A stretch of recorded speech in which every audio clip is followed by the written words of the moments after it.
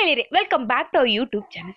ರೈತರಿಗೆ ಸಿಹಿ ಸುದ್ದಿ. ಹೌದು, ಪಿಎಂ ಕಿಸಾನ್ ನಿಧಿಯಿಂದ ರೈತರಿಗೆ ಸಿಹಿ ಸುದ್ದಿಯೊಂದು ಬಂದಿದೆ. ಈ ಸಾರಿ ಬಜೆಟ್ನಲ್ಲಿ ಪಿಎಂ ಕಿಸಾನ್ ಯೋಜನೆಯ ಮೊತ್ತದಲ್ಲಿ ಏರಿಕೆ ಮಾಡಲಾಗಿದೆ.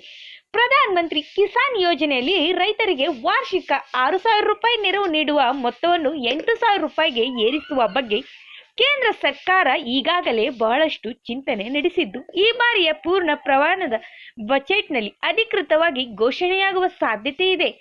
ರೈತರಿಗೆ ನೀಡಲಾಗುತ್ತಿರುವ ಧನ ಸಹಾಯ ಮೊತ್ತದಲ್ಲಿ ಏರಿಕೆ ಮಾಡುವ ಧನ ಕುರಿತು ವಿತ್ತ ಸಚಿವೆ ನಿರ್ಮಲಾ ಸೀತಾರಾಮನ್ ಮತ್ತು ಕೃಷಿ ಸಚಿವ ಶಿವರಾಜ್ ಸಿಂಗ್ ಚೌಹಾಣ್ ಹಾಗೂ ಸಂಬಂಧಪಟ್ಟ ಅಧಿಕಾರಿಗಳ ಜೊತೆ ಈಗಾಗಲೇ ಚರ್ಚೆಗಳು ನಡೆಯುತ್ತಿವೆ. 2024ನೇ ಸಾಲಿನ ಬಜೆಟ್ನಲ್ಲಿ ರೈತರಿಗೆ ನೀಡಲಾಗುತ್ತಿರುವ ನೇರವಾಗಿ ಬ್ಯಾಂಕ್ ಖಾತೆಗೆ 4 ತಿಂಗಳಿಗೆ ಒಮ್ಮೆ 2,000 ರೂಪಾಯಿನಂತೆ ಕಂತಿನ ಮೂಲಕ ಧನ ಸಹಾಯವನ್ನು ನೀಡಲಾಗುತ್ತಿದೆ.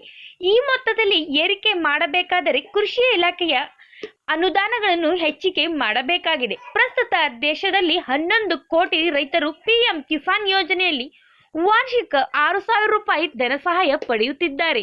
ಇದಕ್ಕಾಗಿ ಕೇಂದ್ರ ಸರ್ಕಾರಕ್ಕೆ 3.04 ಲಕ್ಷ ಕೋಟಿ ರೂಪಾಯಿ ವೆಚ್ಚವಾಗುತ್ತಿದೆ. ಪ್ರಧಾನಿ ನರೇಂದ್ರ ಮೋದಿ 3ನೇ ಬಾರಿ ಪ್ರಧಾನಿ ಪಟ್ಟ ಅಲಂಕರಿಸಿದ ಬೆನ್ನಲ್ಲೇ 9.3 ಕೋಟಿ ಜನರಿಗೆ 2,000 ಕಂತು ಬಿಡುಗಡೆ ಮಾಡಿದ್ದಾರೆ. ಧನ್ಯವಾದಗಳು.